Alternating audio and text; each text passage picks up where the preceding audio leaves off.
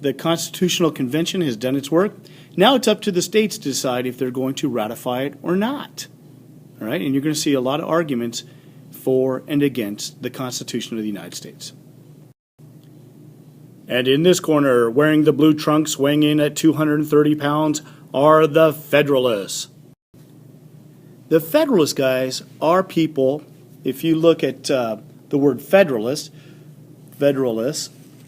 they support the Constitution and they believe in a strong national or federal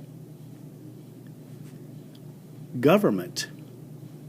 They're known as the Federalists because they support the Constitution and a strong national government. And in this corner, wearing the red trunks, weighing in at 190 pounds, are the Anti-Federalists.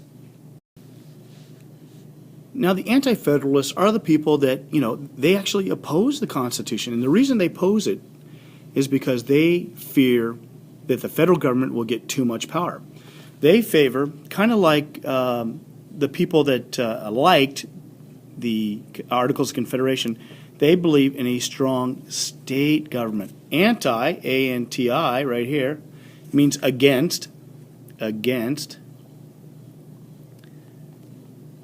Oh boy, I'm not going to. Against. So Anti-Federalist means against the Federalists. So you have the Federalists who support the Constitution and a strong national government, and the Anti-Federalists who oppose the Constitution because they think it's going to take power away from the states. All right, let's look at this just a little bit deeper. All right, the Federalists had looked at the Articles of Confederation and realized that a weak, ineffective central government or a national government was dangerous. The states could not manage themselves. Who's going to settle disputes between the states? There's no chief executive, right? The currency is all screwed up, so the states start printing their own. They think that this Constitution is going to solve the problem. And you have a lot of Federalist leaders. The most important are Alexander Hamilton and James Madison, and a guy named John Jay. They write a series of essays called the Federalist Papers, who support the Constitution. They write in favor, they argue for the reason that we need a strong national government. So the three important guys that write the Federalist Papers, and probably the three guys that are the strongest Federalists, are again Alexander Hamilton, James Madison, and John Jay. Well, the Anti-Federalists take the position that, remember again, that these people had lived under a monarchy, under Parliament, and they had seen what a strong national government had done. Well, they are afraid that this Constitution is going to give the federal government way too much power, almost the same power as a king and Parliament. So they're afraid of this. They want to maintain power with the states. All right? One of their greatest supporters and person that's against the Constitution and the Federalists is Patrick Henry. Remember Patrick Henry from Virginia, the guy that had so eloquently given the speech, his life so dear, our peace so sweet, right? Well, he actually says that he thinks the Constitution is horribly frightening. He fears that it's going to give the federal government too much power, and especially this new executive, the president. What exactly is this president going to do? Is it going to be another tyrant like the king? So you have these very strong opposing sides, the Federalists and the Anti-Federalists. Okay. One of the big reasons that the Anti-Federalists opposed the Constitution is because in the original document, it did not contain a Bill of Rights. There was not a list of freedoms that the government promised to protect. Now, George Mason, who originally had supported the Constitution, now opposes the Constitution. He was kind of the chief author of the Bill of Rights in Virginia, and when the Constitution does not include a Bill of Rights, he opposes it and becomes an Anti-Federalist. All right? Now, on this point, I have to agree with the Anti-Federalists. All right? The Federalists argue, how do we write down a list of everything that we're going to promise to protect? It's just way too big a list. And besides, we promise we're not going to deny anybody rights. Well, the Anti-Federalists, I believe, correctly argue that if it's not in writing, then you really have no proof of that. Kind of like a contract. All right?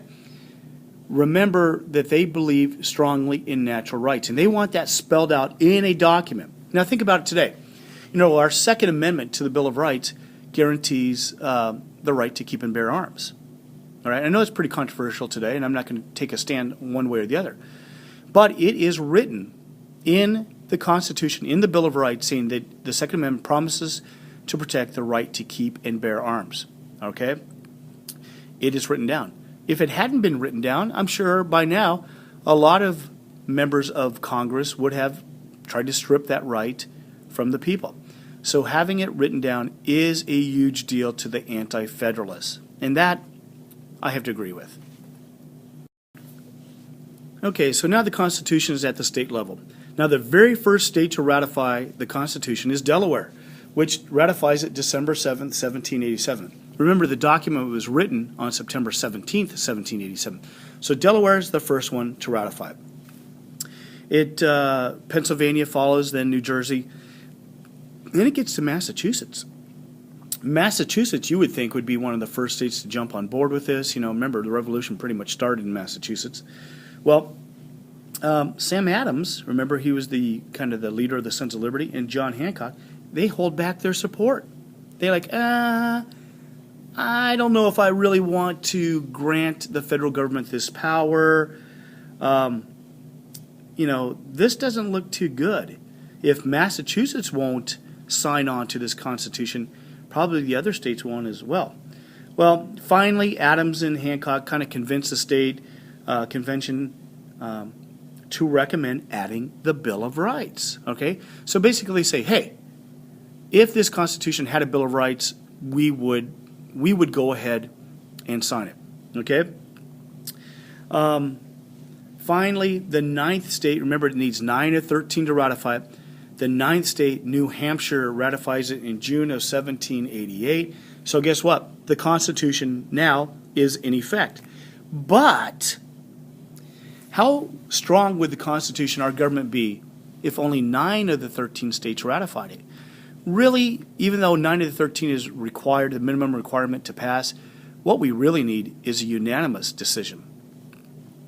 And the very last state to finally sign on is Little Rhodey. Rhode Island finally. Remember, Rhode Island didn't even go to the Constitutional Convention. They held their delegates back. But finally, Rhode Island concedes and passes it on May 29th, 1790. And now 13 of the 13 states have ratified the Constitution.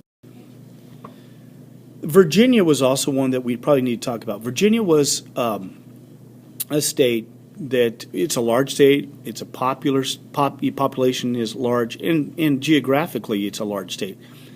Patrick Henry, as I've told you before, was absolutely opposed to this because he's afraid that the federal government is going to have too much power. George Mason from Virginia isn't happy because it does not have a Bill of Rights. And for a while, it looked like Virginia was not going to ratify this. James Madison, the father of the Constitution, is from Virginia. He argues in favor of, and he is able to convince the governor to throw his support behind the Constitution.